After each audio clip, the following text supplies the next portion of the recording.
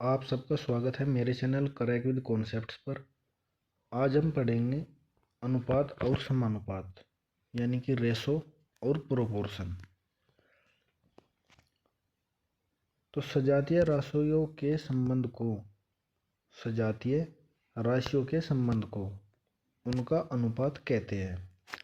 अनुपात से यह बात तय होती है कि एक राशि के कितना घटाने या बढ़ाने पर दूसरी राशि कितना घटेगी या बढ़ेगी। जैसे किसी कमरे की लंबाई, चौड़ाई और ऊंचाई 12 मीटर, 10 मीटर और 8 मीटर है, तो इनका जो अनुपात होगा वो होगा 6:5:4। यानी कि इन तीनों संख्याओं का जो मैसे है, एचसीएफ है 12, 10 और 8 का, वो है 2। और इस 2 से इन जब तीनों संख्याओं को भाग देंगे तो 2 छिक 12, 2 पंजे 10 और 2 चौक 8, तो यानी कि 6:5:4। तो इस चीज़ से यह बात निर्धारित होती है कि यदि लंबाई 6 मीटर और चौड़ाई 5 मीटर और ऊंचाई 4 मीटर है, तो अनुपात की कुछ बातें याद रखने योग्य है। जैसे सजातीय राशियों में संबंध होने के कारण अनुपात का कोई मात्रक नहीं होता है, और सजातीय राशियों के मैसे से भाग देकर अनुपात को लघुत्तम रूप में यानी कि छोटे से छोटे रूप में लिखा जा सकता है। जैसे किसी प्लॉट की लंबाई 60 मीटर और चौड़ाई 40 मीटर है, तो इन दोनों संख्याओं का मैसे यानी कि 60 और 40 का मैसे होगा 20। तो इससे भाग देने पर इनका जो अनुपात आएगा वो आएगा 3:2, क्योंकि 20 से 60 को काटा 3 और 20 से 40 को काटा तो 2, 3:2। तो 60 और 40 को हम 3:2 में यानी कि छोटे से छोटे रूप में लिख सकते हैं। यदि अनुपात के प्रत्येक संख्या में किसी एक ही संख्या से गुणा किया जाए तो उसके मान में कोई अंतर नहीं पड़ता है। जैसे 2:3:5, प्रत्येक पद में यदि 7 से गुणा किया जाए, जैसे 7 दूनी 14, 7 तिये 21, 7 पंजे 35, तो अनुपात में कोई भी अंतर नहीं होगा। फिर है भिन्नात्मक अनुपात को सरल अनुपात में बदलने के लिए हर के लैसे से प्रत्येक में गुणा कर देते हैं। जैसे 1/2, 1/3 और 1/4 को हमें सरलतम अनुपात में बदलने के लिए इन भिन्नों के जो हर है यानी कि 2, 3 और 4, इनका लैसे यानी कि 12 से गुणा प्रत्येक पद में कर देंगे। जैसे 1/2 गुणा 12 तो 2 छिक 12 यानी कि 6। फिर 1/3 गुणा 12 तो 3 चौक 12। फिर 4 यानी कि 4 तिये 12, यानी कि 6:4:3। तो इस प्रकार भिन्नों को सरलतम अनुपात में लिखा जाता है। अब अनुपात के विभिन्न प्रकार होते हैं। उनमें एक प्रकार होता है अनुलोम अनुपात। जब दो राशियां इस प्रकार से एक दूसरे से संबंधित हो कि एक के बढ़ने पर दूसरी भी बढ़े और एक के घटने पर दूसरी भी घटे, तो दोनों राशियों के बीच अनुलोम अनुपात होता है। जैसे दूरी बराबर चाल गुना समय। इसमें चाल को बढ़ाने पर दूरी भी बढ़ेगी और चाल को घटाने पर दूरी भी घटेगी। अतः दूरी और चाल में अनुलोम अनुपात होता है। दूसरा है प्रतिलोम अनुपात। जब दो राशियां एक दूसरे से इस प्रकार संबंधित होती है कि एक को बढ़ाने पर दूसरी घटती है और एक को घटाने पर दूसरी बढ़े, यानी कि एक को बढ़ाए तो दूसरी घटे और एक को घटाए तो दूसरी बढ़े, तो दोनों में प्रतिलोम अनुपात होगा। जैसे चाल बराबर दूरी बटे समय। यदि समय को घटाया जाए तो चाल बढ़ेगी और यदि समय को बढ़ाया जाए तो चाल घटेगी। इसी प्रकार समय बराबर दूरी बटे चाल में चाल अधिक रहने पर समय कम लगेगा और चाल कम होने पर समय अधिक लगेगा। इस प्रकार चाल और समय में प्रतिलोम अनुपात होगा। फिर है मिश्रित अनुपात। जब दो या दो से अधिक अनुपातों के प्रथम पदों का गुणनफल और द्वितीय पदों के गुणनफल में जो अनुपात होगा उसे मिश्रित अनुपात कहते हैं। जैसे 3:1, 1:2 और 4:3 का मिश्रित अनुपात हमें निकालना है।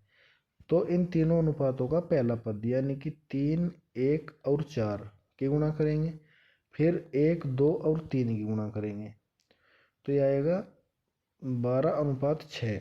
इसको 2 से भाग देंगे तो 2 के बजाय इसको देंगे 6 से भाग, क्योंकि 12 और 6 का जो में से होगा वो होगा 6।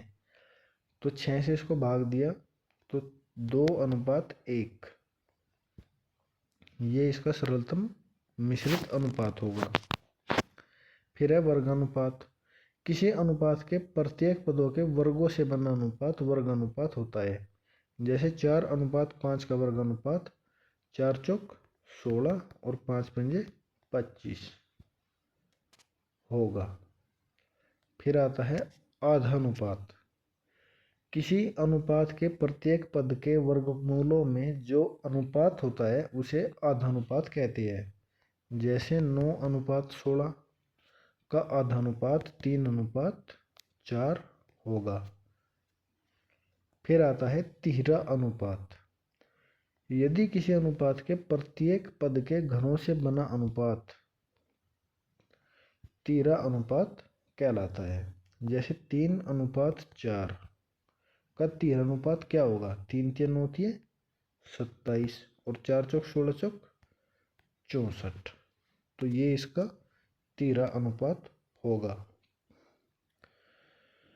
फिर आता है तिहाई अनुपात।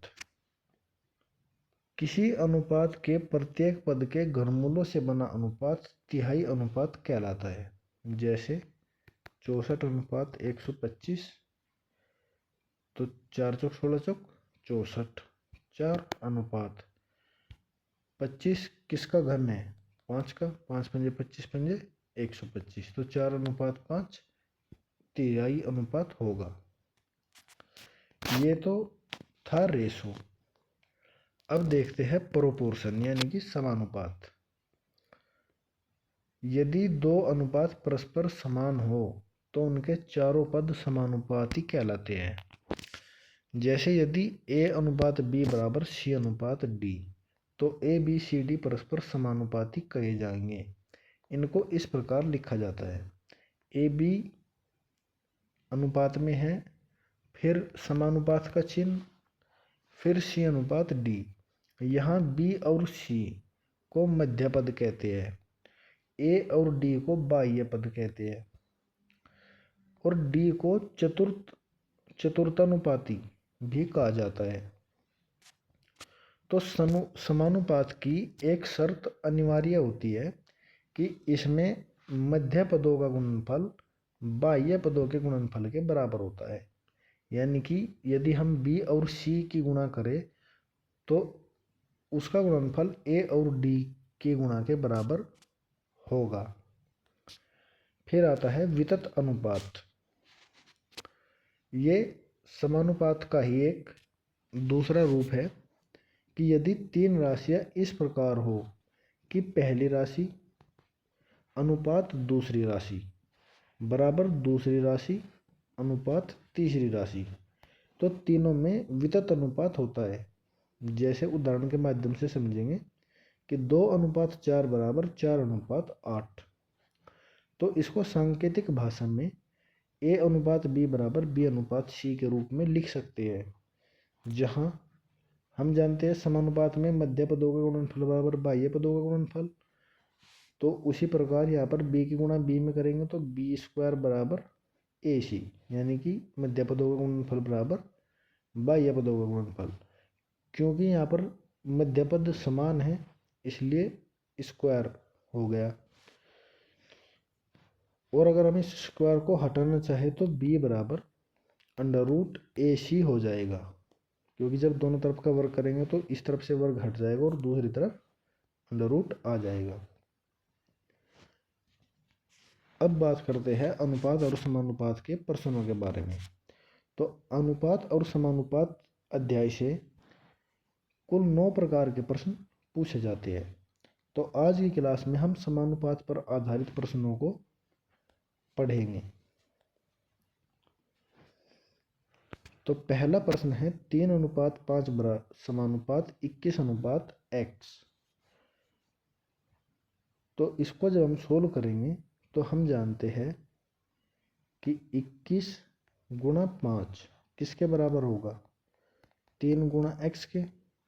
तो 3 क्या है, गुणा में है, इस तरफ जाएगा तो भाग में आएगा। तो 3 सते 21 और 7 पंजे 35, यानी कि इसका जो मान होगा d का वो होगा 35। अब देखते हैं दूसरा प्रश्न 1:2 वो 1.2:3.5 फिर समानुपात x:14, यानी कि 1.2 गुणा 14/3.5। दशमलव से दशमलव हट जाएगा, इसको जब सोल्व करेंगे तो आएगा 4.8। अब देखते हैं तीसरा प्रश्न 4.5 अनुपात x समानुपात 9:2.6। तो बाह्य पद है 4.5 और 2.6। तो 4.5 गुणा 2.6/9, इसको जब सोल्व करेंगे तो आएगा 1.30। यही हमारा उत्तर होगा। अब देखते हैं चौथा प्रश्न x:9 समानुपात 1:4.5। तो यानी कि 9 गुणा 1/4.5। हम जानते हैं कि 4.5 है, 4.5 से 9 में भाग देंगे तो वैसे भी 2 बार जाएगा, तो इसका उत्तर होगा 2। और अगर हमें दशमलव हटाना हो तो ऊपर एक 0 की संख्या बढ़ानी होगी, जिससे ये हो जाएगा 90/45। और 45 से भी 90 को जब काटेंगे तो आएगा 2। उत्तर सेम ही रहेगा।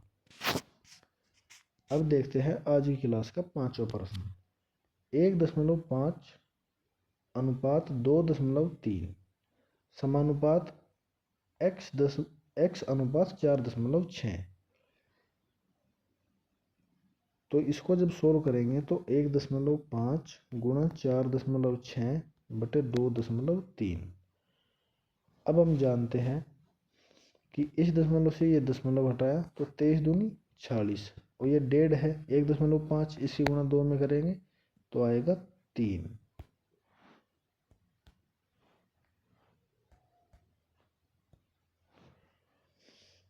तो अब देखते हैं आज की क्लास का अंतिम प्रश्न छठा प्रश्न 7.1 अनुपात x समानुपात 14.2 अनुपात 2.8। तो इसको जब सोल्व करेंगे तो 7.1 गुणा 2.8/14.2, दशमलव से दशमलव हट गया तो 71 दूनी 142। अब 2 से भाग दिया 2.8 में तो आएगा 1.4। यही इस प्रश्न का उत्तर होगा। तो आज की क्लास को यहीं पर करते हैं समाप्त। उम्मीद करते हैं आपको सारे कॉन्सेप्ट्स अच्छे से क्लियर हुए होंगे। ऐसे ही कॉन्सेप्ट्स को आसान भाषा में समझने के लिए बने रहिए हमारे चैनल क्रैक विद कॉन्सेप्ट के साथ। धन्यवाद।